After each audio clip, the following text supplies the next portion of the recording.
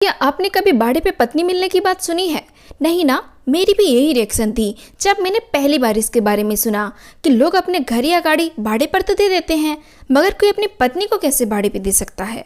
जी हाँ, मध्य प्रदेश के एक गांव शिवपुरी में लोग अपनी बेटियों और पत्नियों को भाड़े पर देते हैं, वो भी चोरी छुपे नहीं, खुल्लम खुल्ला गवर्नमेंट एग्रीमेंट करके देते हैं। इसका पूरा प्रोसीजर होता है। ये सालों से चली आ रही समाज की एक कुप्रथा है जो धड़ीचा नाम से जाना जाता है। लड़की अगर शादीशुदा है तो उसे उसका पति भाड़े पे देता है, और अगर कंवारी है तो उसके माता पिता भाड़े पे देते हैं। एग्रीमेंट पे लिखा हुआ होता है कि कितना दाम देकर और कितने समय के लिए लड़की को भाड़े पे दिया जा रहा है। समय चाहे 1 हफ्ता, 1 महीना, 6 महीना या फिर 1 साल भी हो सकता है। और एग्रीमेंट पूरा होने के बाद लड़की को वापस उसके घर वालों को लौटा देते हैं। घर वाले फिर से एक नए कस्टमर के पास लड़की को भाड़े पर दे देते हैं। अगर कोई एग्रीमेंट के समय खत्म होने के बाद भी आगे कुछ समय और लड़की को रखना चाहता है तो फिर से पैसे देकर समय बढ़ा सकता है। यहाँ पर लड़कियों को 15-20 हजार से लेकर 50-60 हजार तक बेचा जाता है। यहाँ पे परिवार वालों को तो इतना ही पैसा मिलता है, मगर उनसे ज्यादा पैसा दलाल ले जाते हैं। लड़की की दाम उस पर निर्भर करता है कि उसकी उम्र क्या है, उसका रंग कैसा है, शरीर कैसा है, कंवारी है या शादीशुदा है। जिस लड़की का उम्र जितना कम हो और जो जितना सुंदर हो उतना ही ज्यादा उसका दाम होता है।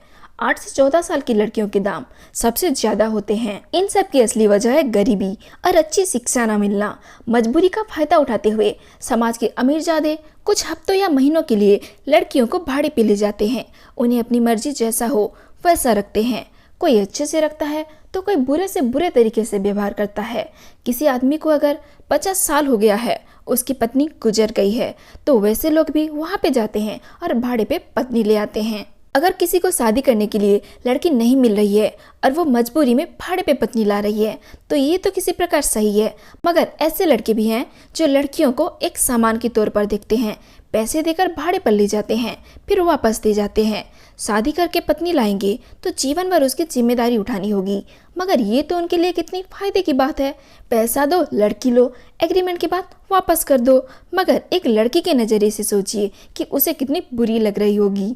एक लड़के के जैसे लड़की भी मनुष्य है, उसकी इच्छाएं हैं, अधिकार भी हैं, मगर एक सामान के जैसे उसे खरीदा और बेचा जा रहा है। आज लड़कियां ट्रेन चला रही हैं, प्लेन उड़ा रही हैं, बड़े से बड़े सरकारी बेसरकारी नौकरियों के पद पर नियुक्त हैं, बड़ी से बड़ी बिजनेस चला रही हैं। सरकार ने लड़कियों के लिए बेटी पढ़ाओ बेटी बचाओ जैसे स्कीम निकाला है।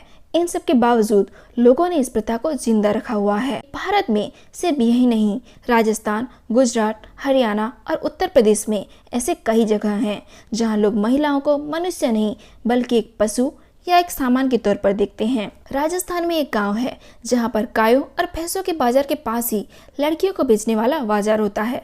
मगर चौंकाने वाली बात तो ये है कि उन जानवरों से भी कम दामों में वहां लड़कियों को बेचा जाता है। इन सब की मुख्य वजह है गरीबी। लोग पैसे के लिए अपनी बेटी और पत्नी तक बेच रहे हैं।